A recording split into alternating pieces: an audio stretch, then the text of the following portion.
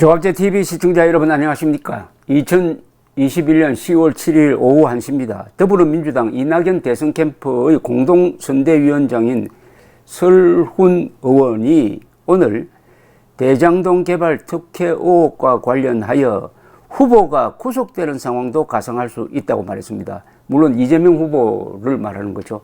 구속이란 말이 민주당 안에서 처음 나왔습니다. 물론 윤석열 캠프에서는 이거 배임이니까 무기징역감이라고 했습니다. 배임 액수가 50억을 넘으면은 특정 경제범죄 가중처벌법에 의해서 무기징역까지 선고할 수가 있습니다. 설 의원은 오늘 KBS 라디오에 나와가지고 상식적으로 볼 때 유동규가 지금 배임 이후로 구속되어 있는데 그 위에 있는 시장이 설계했다고 본인 스스로 이야기를 했다. 시장이 배임 혐의가 있을 가능성이 얼마든지 있는 사안이다 라면서 구속을 가상할 수 있다면 거기에 대해서 유권자들이 판단할 수 있게끔 장을 만들어줘야 할 것 아니냐. 만일 사안이 그렇게까지 된다면 복잡하게 짝이 없는 상황이 되고 민주당으로서는 절체절명의 위기가 되는 것이고 재집권하는데 결정적으로 이게 문제가 생기게 되는 것이다. 그걸 대비해서 당 지도부가 판단을 하고 장치를 해야 하는데 이재명 후보로 딱 정해서 그냥 가겠다는 것 아닌가. 이재명 후보 잘못되면은 어떻게 할 거냐고. 잘못될 가능성이 얼마나 많은데 거듭 이재명 위기론을 언급을 했습니다. 설 의원은 당 지도부가 이 지사를 보호해주고 있다고 보느냐는 물으면은 그렇게 이야기해도 지나치지 않는 것 같은 구조가 되어 있다.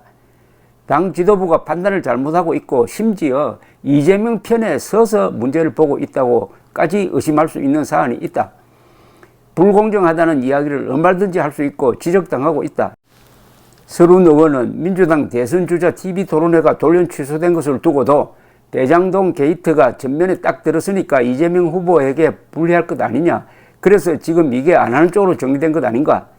설 의원은 경선 이후 상황에 대해서는 원팀으로 가는 거야 당연하다. 민주당 당원이라면 당연히 해야 할 작업이다. 그러나 우리를 지지했던 많은 사람들이 다 하나같이 원팀으로 돌아올 수 있느냐. 이건 솔직히 말해 담보하기 쉽지 않다. 저나 이낙연 후보 우리 팀에 있는 사람들은 다 같이 원팀으로 하자고 외치겠지만 그게 쉬운 일이냐.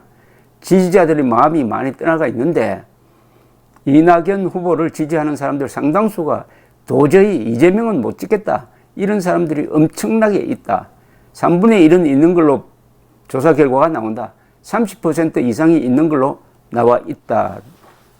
라고 했습니다. 언론이 파고들고 있어서 수사도 제대로 안 하면은 언론에 의해 다 드러날 것이다. 그러면서 책임 있는 사람들은 자폭하는 것이 훨씬 더 빠른 길이다. 라고 했습니다. 이제 본격적으로 민주당의 고민이 시작되었습니다. 민주당의 고민뿐만 아니라 문재인 대통령이 어떻게 하느냐가 이제 매우 중요하게 되었습니다.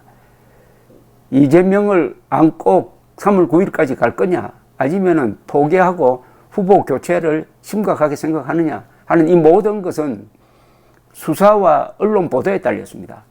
수사가 이재명 구속 쪽으로 가고 그것을 압도적으로 지지하는 여론이 형성된다면은 민주당과 문재인의 태도가 달라질 것입니다. 대안을 생각하게 될 것입니다.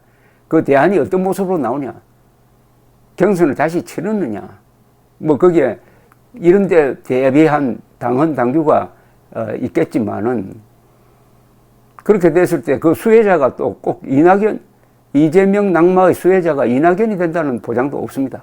지금 이낙연 후보의 지지율이 오르지 않는 것은 가상대결에서 윤석열, 홍준표에게 지는 걸로 나옵니다. 또 이낙연 후보는 호남 출신이라는 또 약점이 있습니다.